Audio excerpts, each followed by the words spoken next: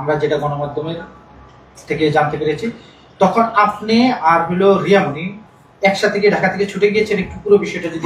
হ্যাঁ, একসাথে গিয়েছি। আলম আমাকে একটা মেসেজ দিয়েছে যে আমার যদি কিছু হয়ে যায় রিয়ামণিকে তুমি ছাড়বা না।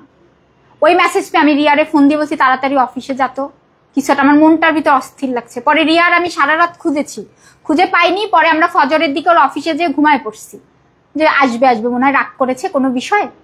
পরে খবর আসে যে ওর কোন বন্ধুর বাড়ি। তখন শুনে আমরা ওই সময় আমরা বগুড়ার উদ্দেশ্যে রওনা দিয়েছি। রওনা দিয়ে যে ওটাও রিয়ামণির একটা সাজানো, যে আমাকে সঙ্গে নিছে। এটা তো ধর্ষণ মামলা করা, যেহেতু এবার বউ পরিচয় দিয়ে দিছে তারা। বগুড়ায় যে আমরা ওখান থেকে দেরি করিনি, যে আলমরা ওরকম সেন্সলেস অবস্থায় দেখে আমরা নিয়ে চলে আসছি।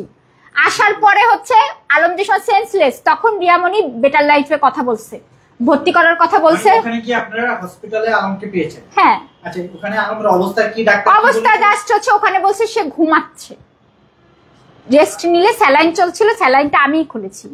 খুলে পরে পথে আসার পরে যখন বেটার লাইফে কথা বলছে, কথা বলার পরে কিছু সাংবাদিকের সাথে কথাও বলছে, হঠাৎ করে রিয়ামণি বলছে আমরা কক্সবাজার। আলমের হুশ চলে আসছে। আসার পরে কক্সবাজার, তখন ওর যে ইটা গাড়িতে এসে ডিসিশন আসে আলম চারটা। তখন আপনারা কি একটা 4টা ঘুমের ওষুধ খাওয়ার পরে তো একটা মানুষ ঘুমাবে, বুঝেন না?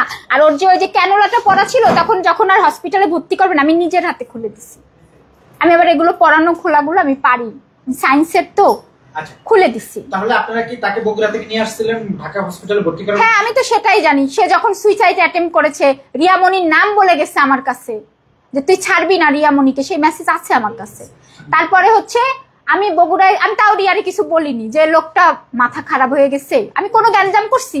এই মেসেজ করার পরে আমার অন্য মেয়ে হলে কি করতো, রিয়ার সাথে এত সময় গ্যাঞ্জাম করতো, আমি করি নাই। আমি কিন্তু ঢাকায় রিয়ার সাথেই গেছি, সাথে নিয়ে দুইজনের সাথে করে নিয়ে আসছি। ও যাতে ভালো থাকুক আমি সেই চেষ্টা করেছি। তাহলে আপনারা ঢাকা না এসে আপনারা কক্সবাজার গেলেন কেন? কারণ সে তো আসলে রিয়েল অসুস্থ না, তার তো এটা নাটক। আপনারা বুঝতে পারছেন না? পাবলিককে এখন যে রিয়া সে একসাথে কাজ করবে কিভাবে, পাবলিক যেটা নেবে, ওদের তো রাস্তায় ইট মারবে, ওদের তো পারলে গণপিটনি দিয়ে মেরে ফেলবে পাবলিক। ও রিয়ামণি আর হিরো আলম এই পর্যন্ত কোরআন শরীফ ছুঁয়ে বউ তালাক দিছে না? সেই বউকে আরেক ছেলের সাথে সম্পর্ক ধরেছে, সেই বউ নিজে স্বীকার করেছে। সেই বউ নিয়ে যখন সে থাকবে তখন তো ওদেরকে এই সমাজে রাখা যায়, তখন তো গণপিটনি দেবে। এই কারণে তো ওরা কি করবে, এখন একটা নাটক, আমার জিনিসটাও ধামাচাপা দিতে হবে। আবার ওইদিকে পুরো একটা মাস্টার প্ল্যান দুইজনে সাজায় আমাকে বোকা বানায় নিয়ে গিয়ে যে একটা ভিডিও করে আপলোড দিছে। ভিডিওটা আমি জানতামই না, আমার ভিডিওটা যে তারা করছে। আমি যেতে চাইনি। আমি কেন যেতে চাইনি, যে আমি তখনও বুঝছি কি আলম তো অসুস্থ, ওরা দুইজন সময় কাটাক, ভালো থাকুক। কিন্তু রিয়ামণি নাসর বান্দা আমাকে নিয়ে যাবে আলম না, আমরা 3জনই যাবো, আমরা 3জন একসাথে বাঁচবো, একসাথে থাকবো। তুই অনেক ভালো মেয়ে। ওখানে যাওয়ার পরে প্রথমে আমারে কিছু ছবি টবি নিছে আলমের সাথে নিয়ে, তারপরে আমার সাথে টর্চারিং করে ওই ভিডিও দেখায় আপনাদের, যে আমি যে কথাগুলো বলছি। আর আলম আমাকে পিটায়, রিয়াও পিটাইছে, দুইজনে মিলে আমারে পিটাইছে। দুইজনে বলছে মেরেই ফেলবো, দুইজনে মিলে পিটাইছে আমাকে।